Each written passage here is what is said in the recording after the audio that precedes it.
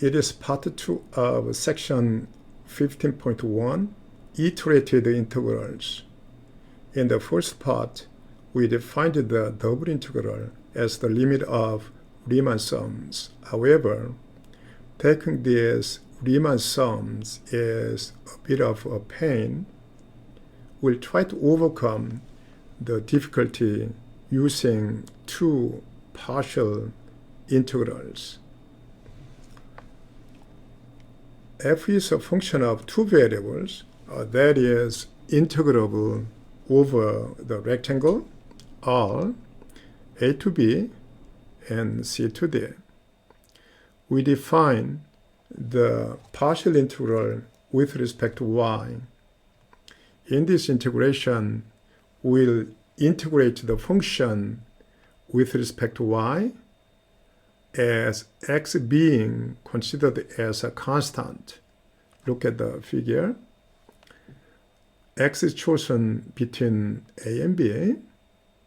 For each x, we integrate the function f of xy along the y direction. Then the result will be the area as in this figure. So we say that is a of x. For each x, that will be an area. Similarly, we can define the partial integral with respect to x. In this case, the integration is done in x direction, and with y being a constant. Between c and d, for each y, we try to get integration along x direction. Then again, we'll get an area. So we'll try to use the notation b of y, that is an area. For each of these partial integrals, we may try to use the fundamental theorem of calculus part 2. Now, the iterated integral is defined in this way.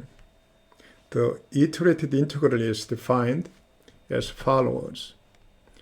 A to b integral and integral c to d f of x dy dx. With that one, we first perform integration inside in y direction. So that is, in y direction, we try to get the partial integral. Then now in x direction, we try to get the integral. So that is called the iterated integral. You can do it, this one, x first.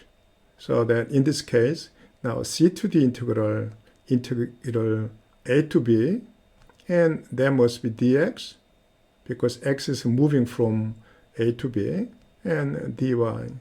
You can define the other iterated integral as in this problem. Evaluate the integrals. Now r is in x direction 0 to 3, in y direction 1 to 2. Now for function f of xy, which is x squared y, now that is y direction first. This one is x direction first. X is moving from 0 to 3. So that is inner integral, and that is inner integral, right? Okay, we'll try to evaluate these integrals and see what happens. Okay. Now for this one, and a, now we have to get first inner integral. Okay, from 0 to 3, that is x direction. And for y integral, x is considered as a constant. So that is x squared is constant. For y, antiderivative is half y squared. So that there is x squared and half y squared. And we have to evaluate here y is from 1 to 2. That will make the inner integral, and we'll do outer integral later. Okay, from this one, from 0 to 3, the same. For this one, now y squared, once y equal to is 4, and y is 1, that is 1, so that this portion will make a 3. So we have 3 over 2 x squared dx, right? Okay, now antiderivative of this one will be 1/2 x cubed from now x is from 0 to 3. So we have 27 minus 0. So there is a 27 over 2. That's the answer when we try to get the integral y direction first and then x direction next. We'll do opposite way here. For b, now if we perform the integration for inner integral, then that will be the same as from 1 to 2. Okay, now that is in x direction integration, y will be considered as constant. So y will be there, and x squared its antiderivative will be 1/3 of x cubed. And here x is moving from 0 to 3. I'm writing rather than 0 to 3, I'm writing in this way, x is 0 and 3. That means now the evaluation variable is x, so that it's not really confusing, right? Okay, now dy, outer integral. Okay, we'll evaluate the inside. Okay, y is constant. X is 3, then it's 27 minus 0. So that will make 27 divided by 3. So it's 9y and dy. Okay. From here, 9 is there, constant. And that will make half y squared. And y is from 1 to 2.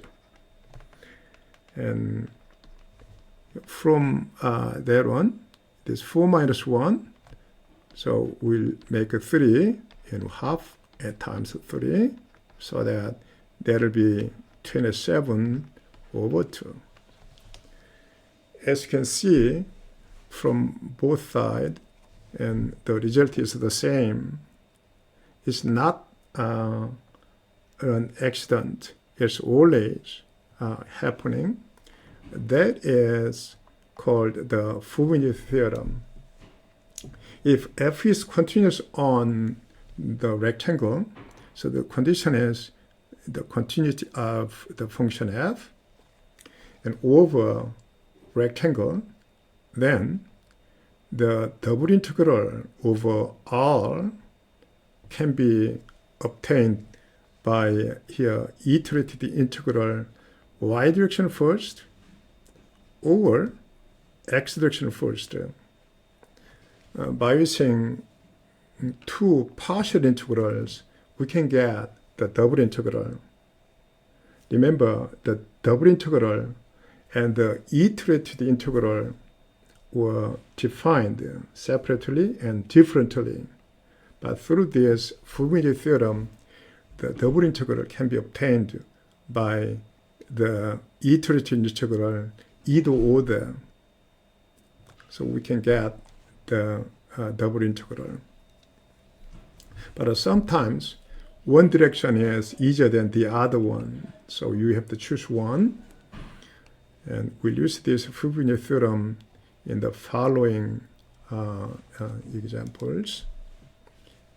Okay, evaluate the double integral that where the rectangle R is given in this way in x direction from 0 to 2, y direction 1 to 2. So we may choose one of them. And the Fubini theorem says that either one will be okay. So the given integral, the double integral, can be obtained by using an iterated integral. Okay, let's try to write down here, and y direction out, so 1 to 2, and x direction inside, that is from 0 to 2, and 5x together minus 4y, that is integrand, and this one is x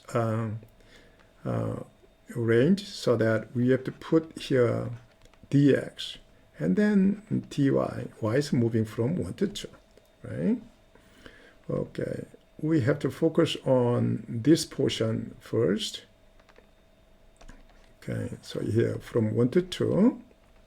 Okay, now y will be considered as a constant. So from here, and but that is x, so it is 5 over 3 x cubed, and now we have to evaluate that one from 0 to 2, and 4y, that one is a constant, so that anyway minus 4y and times x is moving from 0 to 2, and dy, right? Okay, that is from 1 to 2. Okay, that is 8 minus 0, so that there's 40 over 3 minus, now there is 2 minus 0 is 2, so that is 8y. So we have that integrand for y direction integration. Now this is constant between 1 and 2. So from first term, we'll have that one. From second term, that is 4y squared is antiderivative, and we evaluate from 1 to 2. That will make a 3, right? So that 12. So the 40 over 3 minus 12. 12 is same as 36 over 3. So the remaining part is 4 over 3. So that's the final answer. We earlier in part 1, we'll try to get Riemann sum with 4 equal rectangle. In the case, the Riemann sum was 1. Now the real volume, exact volume, is 4 over 3. Okay. Okay, let's see this problem. Okay. Evaluate the double integral and y sine xy dA over r. Okay, let's try the iterated integrals with x first and y first. So first, we'll do x first. Okay, so x integral will be the inner integral.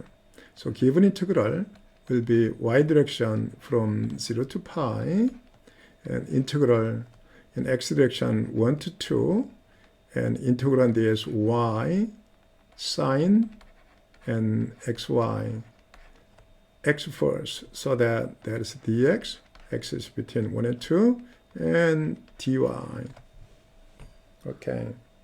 For this one, if we consider this inner integral, then we can get quite easily. Okay, so antiderivative of this one in x direction will be, okay, there's a minus cosine xy. Once you try to make x derivative, then that will be, okay, sine xy, and y will come out. So that is antiderivative. Now, for this one, x is moving from 1 to 2. That's inner integral and dy, right? Okay, for that one, we evaluate it. X is 2, okay, x is 1, then cosine y. Okay, so I use cosine y minus Okay, x is 2, then that is cosine 2y, right? And dy. Okay, from this one, and now, okay, cosine y, we don't have to compute this one in detail. Now, from 0 to pi, cosine y will be halfly positive, halfly negative. If we consider the graph of cosine, then from here to go down, that is pi. So integration of this function is halfly positive, the same amount negative, so it'll be cancelled to be 0. And cosine 2y, y is moving from 0 to pi, then cos 2y will move from 0 to 2 pi. So that will make whole cycle of cosine again. That is halfly positive and same amount halfly negative, so that from both one the result will be 0. So final answer will be 0. Now secondly, how about y direction first? Okay, then given integral is same as x is moving from 1 to 2, and integral y direction 0 to pi, and y and sine xy, that is integrand, and y direction first and x direction next. Now we focus on this portion. Y appeared here, here, and here. Of course, x is a constant in this integral. You can get this one by using integration by part. However, it'll be a little bit complicated. So that at this moment we can say that it's doable. However, it's more complicated. But you can finish this computation, but we'll stop here, and you can get the same result. Here, the answer must be 0. Okay? But sometimes one order is way better than the other one, or sometimes one order is impossible, but the other one is possible. So you have to choose a good order. Okay. Okay. Now we'll try to apply this iterated integral for separable functions. Once f of xy has two components, product of x component and y components, then we say the function is separable. And over the rectangle, okay, let's try to get the double integral over R. Then from Fubini theorem, any direction is okay. Let's begin with now x first. So integral c to d and integral a to b f of xy dx dy. F of xy is separable, then we can write in this way. And this integral, inner integral, is in x direction. H of y can be considered as a constant so that it can go out.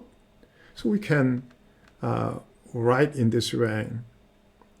So this integral is purely with x variable.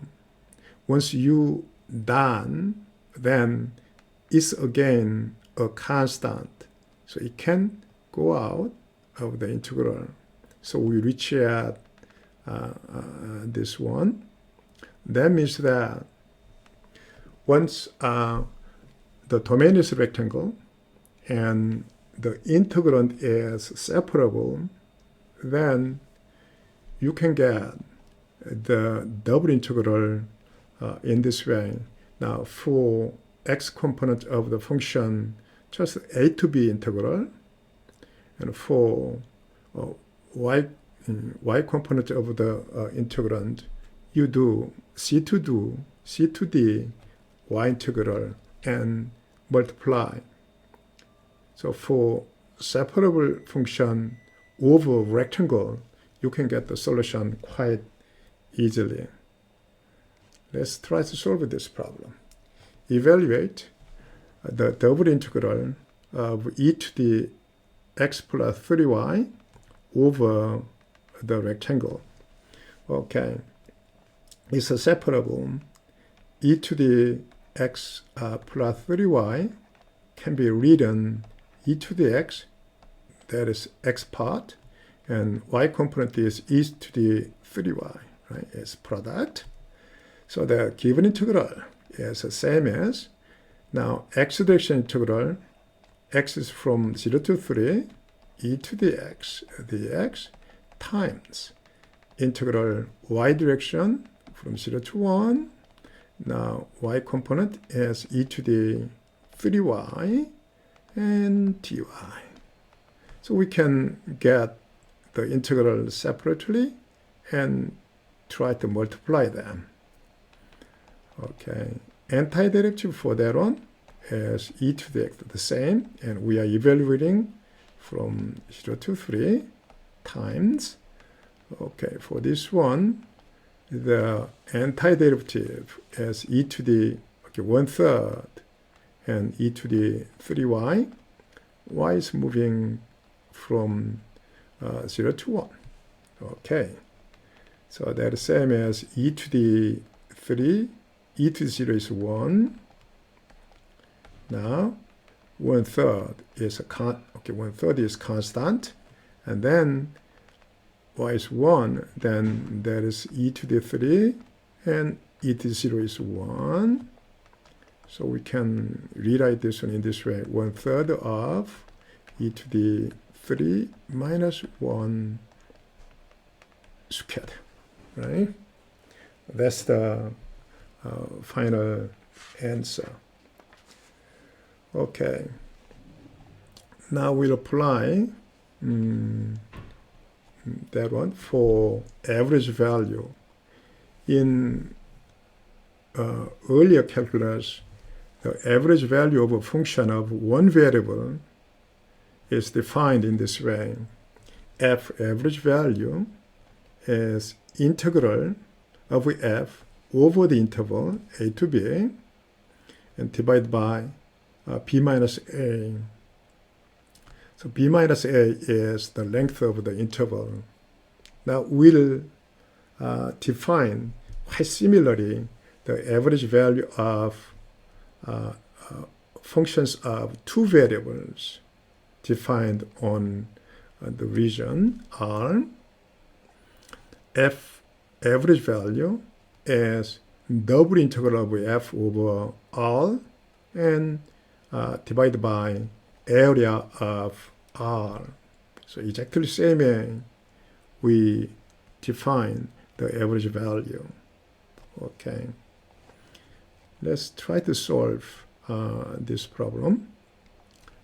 Find the average value of f of xy equals x squared plus sine 2y over R. Okay, that is a rectangle.